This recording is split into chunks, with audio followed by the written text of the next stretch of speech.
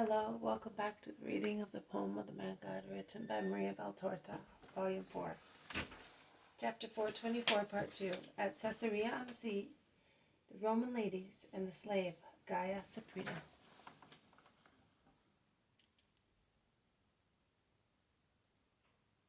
Come, says Jesus to the woman, and he goes with them to the end of the square, under the unsavory shed, into the little room as narrow as a cell, where there are broken tools, rags, refuse, hemp, huge cobwebs, and where the smell of macerating vats and mold is so strong as to catch their throats. Jesus, who is very grave and pale, smiles lightly, saying, "It is not a place in accord with your tastes, but I have nothing else." "We do not see the place, because we see him who lives in it just now," replies Plautina, removing her veil and mantle, imitated by the other ladies, who are Lydia, Valeria, and Albula Domitia, a freedwoman. "From which I inferred that after all, you still believe that I am a just man." "More than a just man. And Claudia has sent us precisely because she believes that you are more than just, and she does not take into consideration the words she heard. But she wishes to have your confirmation to double her veneration for you, or to deprive me of it should I appear as they tried to picture me. But you can assure her I have no human ambitions. My ministry and my desire are only and entirely supernatural. I do want to gather all men into one holy only kingdom. But what part of men? Their flesh and blood? No, I leave that a fleeting matter to fleeting monarchies, to unsteady empires. I want to gather under my scepter only the spirits of men, immortal spirits in an immortal kingdom. I reject all other accounts of my will, irrespectively of whoever gave them, if they differ from that one. And I beg you to believe and to tell her who sent you that the truth has but one word." "Your apostle was so sure of himself when he told us." "He is an overexcited youngster. He is to be listened to as such." "But he is detrimental to you. Reproach him. Send him away." "And what about my mercy? He acts through mistaken love. So must I not pity him? And what would change if I sent him away? He would do double harm to himself and to me." "So he is like a cannonball tied to your foot." "He is a poor wretch to be redeemed."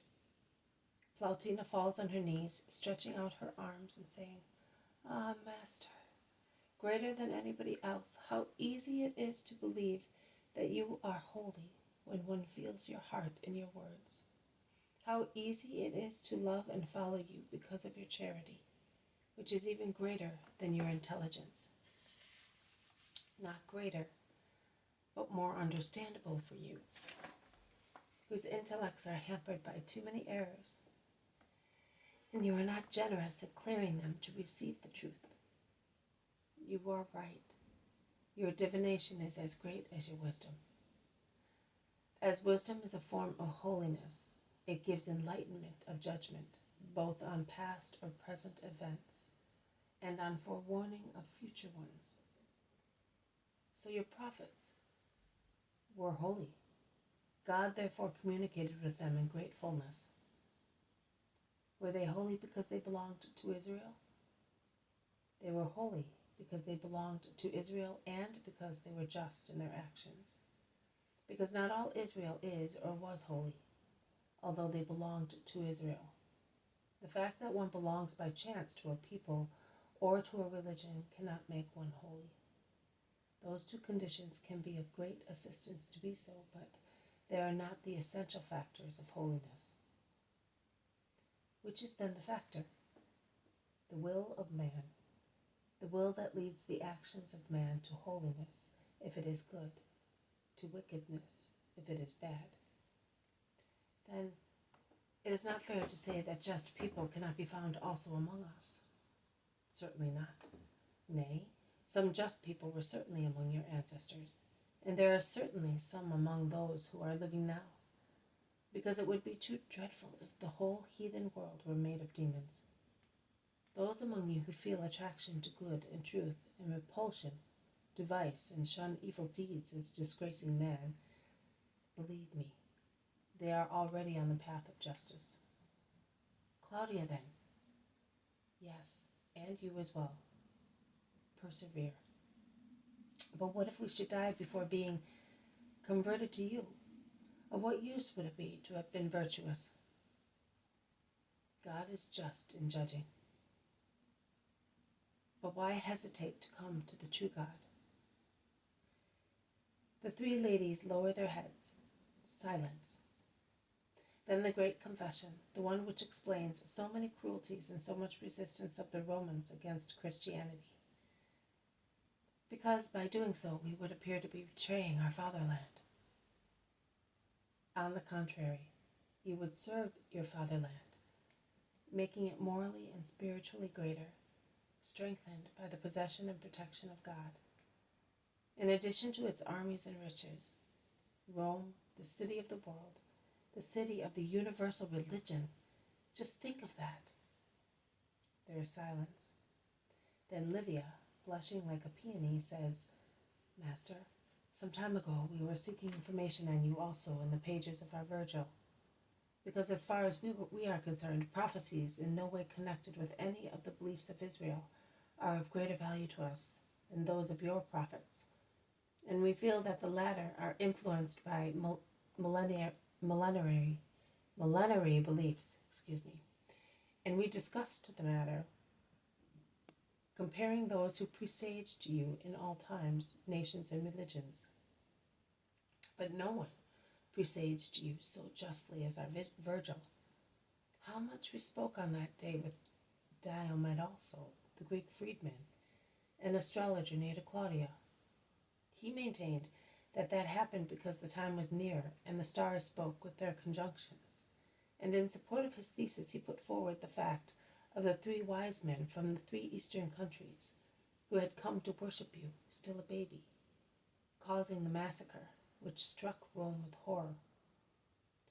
But we were not persuaded, because for over 50 years none of the wise people in the world spoke of you, explaining the voices of the stars, although we are even closer to your present revelation.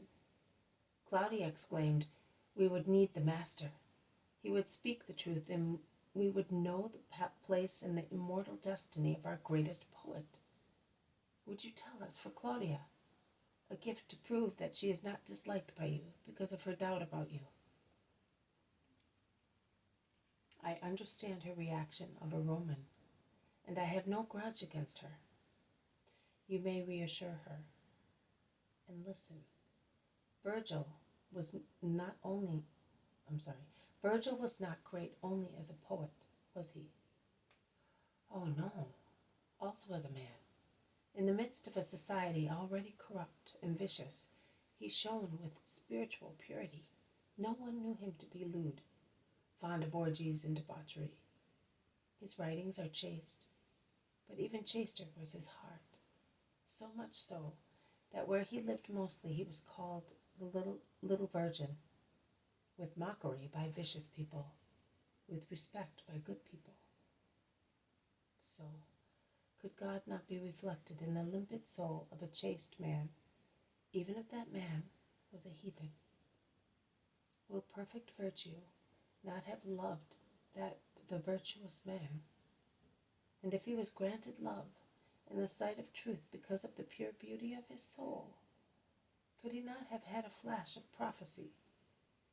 As prophecy is nothing but the truth which is revealed to those who deserve to know the truth, as a reward and a spur to greater and greater virtue. So, he did prophesy you?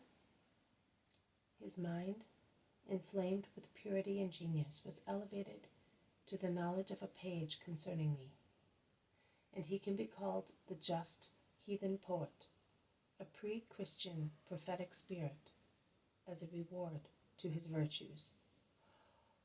Oh, our Virgil! And will he be rewarded? I said, God is just. But do not imitate the poet, stopping at his limit.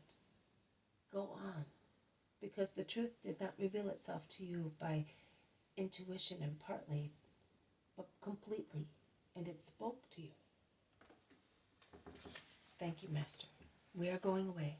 Claudia told us to ask you if she can be useful to you in moral matters, says Plautina, without replying to Jesus' remark. And she told you to ask me if I was not an usurper. Oh, Master, how did you know? How do you know? I am more than Virgil and the prophets. It is true. It is all true. Can we serve you? For myself, I need but faith and love. But there is a creature who is in great danger and whose soul will be killed this evening. Claudia could save her. Here? Who? Soul killed. One of your patricians is giving a dinner party, and, yes, Annius Cassius. My husband also is invited, says Livia, and mine. And we too, really, but as Claudia is not going, we will not go either. We had decided to withdraw immediately after dinner, in the event we had gone, because our dinners end in orgies, which we can no longer bear, and with the contempt of neglected wives, we let our husbands remain, says Valeria severely. Not with contempt, with pity for their moral misery, corrects Jesus. It is difficult, Master. We know what happens there. I also know many things which happen in hearts, and yet I forgive. You are holy. You must become so, urged by my desire and spurred by your will. Master. Yes. Can you say that you are as happy now as you were before meeting me? Happy with the poor brute sensual happiness of heathens, unaware that they are more than flesh, now that you know a little of wisdom? No, Master, we admit it. We are discontented, annoyed, like one who is looking for a treasure and cannot find it. And it is in front of you. What annoys you is the yearning after light of your spirits, which suffer because of your delay in giving them what they ask for. There is silence. Then Plautina, without replying to Jesus' remark, says, and what could Claudia do? She could save that creature, a girl purchased for pleasure by the Roman, a virgin who will not be such tomorrow. If he bought her, she belongs to him. She is not a piece of furniture. Within her body there is a soul. Master, our laws. Women, the law of God. Claudia is not going to the feast. I am not telling her to go. I am telling you to say to her, the Master, to be sure that Claudia does not blame him, asks her for help for the soul of that girl. We will tell her, but she will not be able to do anything. A slave purchased is an object of which one may dispose. Christianity will teach you that a slave has a soul, like the soul of Caesar, in most cases even better, and that soul belongs to God, and he who corrupts it is cursed. Jesus is imposing while saying so.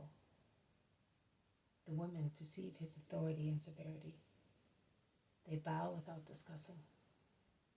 They put on their mantles and veils again and say, we will report. Hail, Master. Goodbye.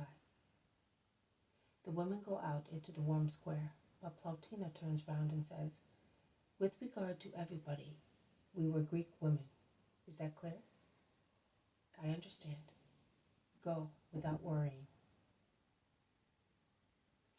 Jesus remains under the low porch, and they go away along the same road they came. The rope makers go back to their work. This has been a reading from the poem of the Man God, written by Maria Valtorta, Volume 4, Chapter 424, Part 2, at Caesarea on the Sea. the Roman ladies, and the slave Gaia Ciprina. Thank you for listening. I will see you tomorrow. May God bless you, and may peace be with you.